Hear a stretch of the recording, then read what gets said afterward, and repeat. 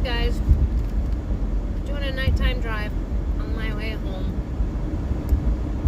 and I've gone back through my last several videos and realized that I gave you the update about the lead, but I didn't give you the update since then.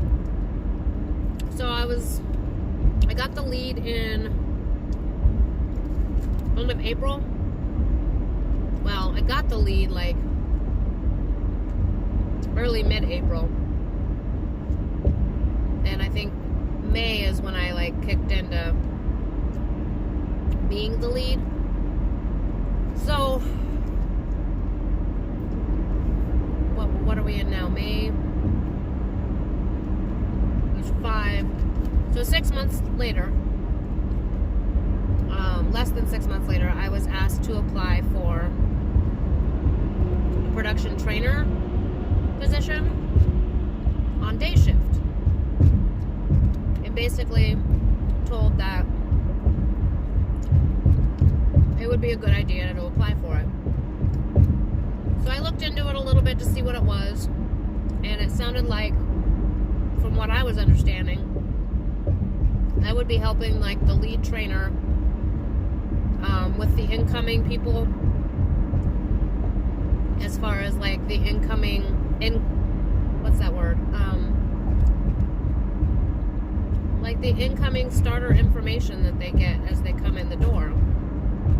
And then my own interpretation was that I was going to be overseeing the trainers to make sure that they were, training correctly, training the right things, fill in any gaps, yada yada. But then I'm pretty sure I was told that I would be off the floor more and possibly have a desk in with the other, management type people. And so even though it's on day shift, I was like, okay, well, if I'm off the floor more and I can have coffee at my desk, then I can drink coffee, in the morning, because I don't do mornings well. I've never been a morning person. And, okay, I can handle that. Well, I applied for the position, got the position. So now the person that replaced me as a lead, or replaced me as a trainer, will now be replacing me as a lead. So he's getting his trainees finished off. I'm training him to be a lead, and then I go into training to be, I don't know what at this point. Because today we had a meeting, and they talked about this, this new program and layout that they're going to do, and yada yada. And basically was, saying, oh, we have Samantha now for blah blah blah. And as I'm listening, I'm like, okay, all right, okay. And I thought, wait, so who's going to be the trainer on day shift? Because they don't have one right now. Who am I going to be overseeing? So as she's describing the way that they're doing the training and having the trainers, I was like, okay, so, well, first shift, have a trainer in the dojo. And she was like, oh no, that's what you're there for.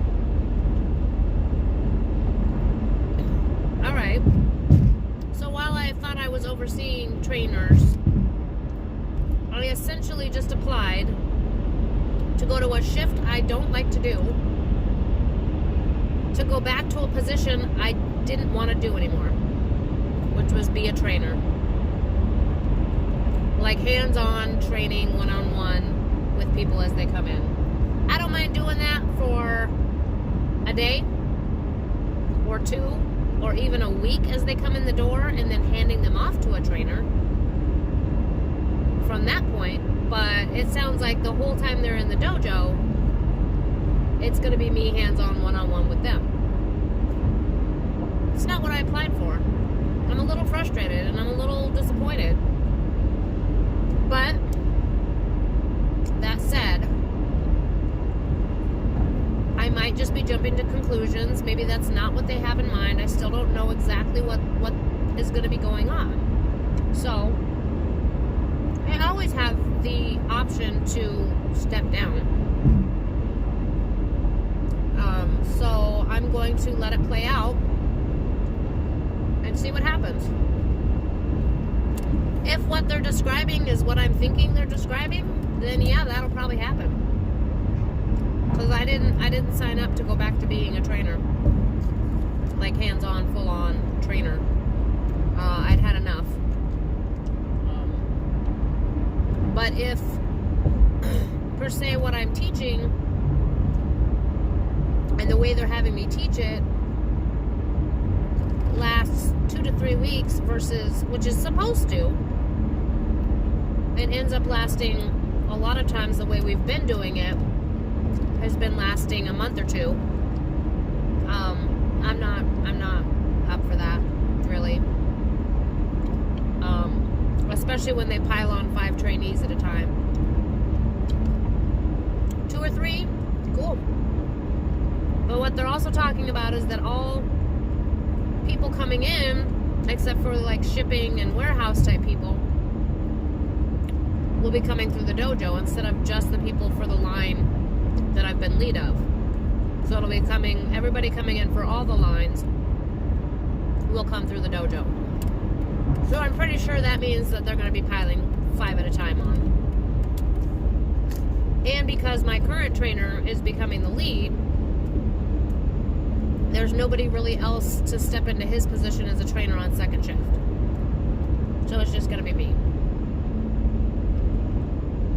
So, I don't know if that was their intention originally for the position, because they've been fighting to get this position a thing and fighting to get somebody in the position for over a year, which apparently if they'd have known I would go to day shift, they would have asked me last year. But I don't think their original intention for it was to be like the trainer. I thought it was supposed to be like the main guy's secondary. I don't know. I don't know what I thought. I don't know what to expect now. Life likes to throw curveballs. And the more I'm thinking about how my commute is going to change being in day hours in the winter in Minnesota, I'm getting less and less excited. So, yeah, I got a promotion, but it sounds like I got a paper promotion with a pay raise to go back to doing a lesser position almost. And in other news, ooh, they're digging between the overpasses. In other news, my husband brought home a St. Bernard puppy almost 2 weeks ago. And so that's been an adventure. He was a little older. We got him at 13 weeks instead of 8 weeks. Pretty sure, like, the lady, the breeder, whatever you want to call her, I'm pretty sure it was probably a puppy mill. I don't know. But, pretty sure she didn't do any training with him. She stated that he hadn't been bathed since he could fit in the sink. I hadn't brushed him. She claimed she dewormed him, but we just dewormed him. And he pooped out a lot of worms. I don't think in 3.5 months since he was born that he would have that many worms if he'd actually been dewormed. So I don't think that was true. It's not potty trained whatsoever. And I don't know if it's a normal thing for the breed or if he had some kind of trauma. But he's kind of scared of doorways. Well, we're not sure if it's doorways or the doors themselves. So I'm almost thinking that maybe when he was a pup, either because the breeder kept them outside, not outside, I think she had like a dog run with an enclosed building area shed, whatever, attached. So they weren't like out in the open, but they weren't in the house either, I'm pretty sure. So every time he comes to a doorway, he hesitates. And he's getting better about it, but at first it was like he would not go through a doorway. And you'd be, come on, come on, come on. And he'd just look at you like, no, So we're not sure if it was because he wasn't allowed in the house where he was at, or if he had maybe gotten slammed into a door accidentally. Something. So, you know, and being a St. Bernard, he's stubborn. And if he doesn't want to do something, he'll just lay down. He's just not going to do it. Thankfully, like all dogs, or most dogs, he's very treat motivated. So, you know, in time, he's easy to train. He learned sit so fast. I can't even, maybe they had previously worked with sit a little bit. I don't know, but he learned sit really fast. And he's learned come. But again, being a St. Bernard, he will respond if he thinks there's a treat, or if it suits him, he will come. But if he doesn't want to, he just sits there and looks at you. So we'll get there eventually. You know, it's everything's new to him. He's still a baby. He's, you know, barely been alive 100 days, a little over 100 days, you know, so he doesn't know English. He doesn't speak our language. He doesn't know human. He's learning the vocabulary. We're learning him, you know, what his different things mean. He's learning what's okay and what's not okay, and trying to figure out what he's supposed to be doing, and we're trying to figure out what we need him to do, and it's a lot for a little puppy. He's 60 pounds already. But I think that, you know, being a very calm breed and eager to please breed and smart breed, that will be okay if we just keep at it and stay patient. So yeah, that's my other big news. I'm always waiting to make a video when I have something educational or mind-blowing to say, and it just never seems to quite come to fruition. So I end up making videos about my daily shit and hope that somebody cares. But maybe someday when I'm old and gray, no, I'm kidding. Someday, I don't know. I'd like to say someday when I'm not working as much, but when is that ever going to be? You know, I'm working 40 hours a week, and I have a long commute, and that's not going to change for I don't know how long. So I don't know when I'll ever have more time to do the studying that I want to do, and do the planning that I want to do, and do the soul-fulfilling things that I want to do, because I'm not in a position where I can stop being in the mad scramble to pay my bills. And I don't see that going away anytime soon. So yeah. Oh, another thing was, oh gosh, it was probably, if the puppy's been there 2 weeks, it was the week before that, so about 3 weeks ago. I'm driving home, and about half my commute is on the highway and half my commute is on back roads. So I spend about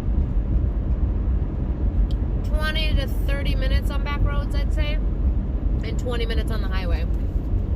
And it's all like farmland. It's rural. You know, there's farms kind of scattered throughout, but there's like not neighborhoods or anything like that I drive through. And I'm driving along, and I'm like 2/3 of the way on the back road. And as I go along, I look and see eyes looking at me from the center line. And I was like, whoa, what was that? Because as I went by, I could see it was something very small. So I was like, shoot, is that a kitten? So I pull over and I turn around, and as I'm coming back the other way, I can see, yeah, it's a tiny little kitten. Tiny. little kitten sitting on the center line of the road. He hadn't moved when I went flying past him. So I was like, okay, well, I mean, he's obviously alive because his head was up looking at me. So I pull over, I roll the window down, open the door, whatever. And I, make the little sound at him, and he just comes trotting over and meowing at me. And he had to be at least 4 weeks because his eyes weren't blue anymore. But he was little. I say he, it was actually a she. She was really tiny, fit in my hand, and I'm not a big person. And she was all wet and cold. And I was like, geez, oh Pete. I looked around to see how close I was to any farms, and I wasn't close to anything. I was like, well, I don't know. I doubt she wandered out here. She probably got dumped, but she's too tiny and too little, and it's cold and it's wet. I'm not leaving her out here. So I put her in my lap and continue driving home. And she dries off and gets warm, and she's purring and rubbing on me, and just the sweetest little thing. Long story short, my husband, we're not keeping this, which I hadn't intended to keep it. I just wasn't going to leave it in the middle of the road in the cold and the wet. But I found a home nearby, people that live on a farm and that have kids, and they discovered that it was a girl because I thought it was a boy. I obviously didn't look close enough, but that was kind of cool. I mean, when I adopt an animal or purchase an animal, I don't usually get babies just because I don't have time for babies. But to get to cuddle and interact with a tiny little kitten for a day, that was kind of fun. And I wouldn't have wanted to deal with a kitten. And then, a week later, my husband brings a puppy home. So, yay. Good stuff. Yeah. So, yeah, I think that about covers my updates. Kittens and puppies and promotions. It's already 13 degrees here in Minnesota, which it doesn't normally get this cold this quick, at least not since I've lived here. Usually we don't get this cold till January. We hover in the 30s and mid-20s, I think, around this time of year. So, yeah, this is really freaking cold already, and I'm not ready for it. It sucks, but it is what it is. It is what it is. I still very much am glad that I moved to this state, and even though I don't see my brother as much as I should and would like to, I still take comfort that I'm near him. So, yeah. Alrighty, folks, that's going to be it for this video. Sorry if I bored you to death. Hit that like button. If one of you at least could hit the subscribe button, that would be awesome. I have been sitting at 99 subscribers for quite a while now, so if I could get that one more and hit a 100, that would be really, really awesome. At least before the end of the year. I don't care if it happens December 29th or 30th or 31st, but if I could hit 100 before 2020 hits, that would be pretty cool. So, hope everybody has a great day on Thursday, and enjoy your upcoming weekend, and stay safe, and don't forget to be thankful and grateful. I know I don't sound very thankful and grateful, but I am. And I could list those things, but you know what I'm talking about. So I'm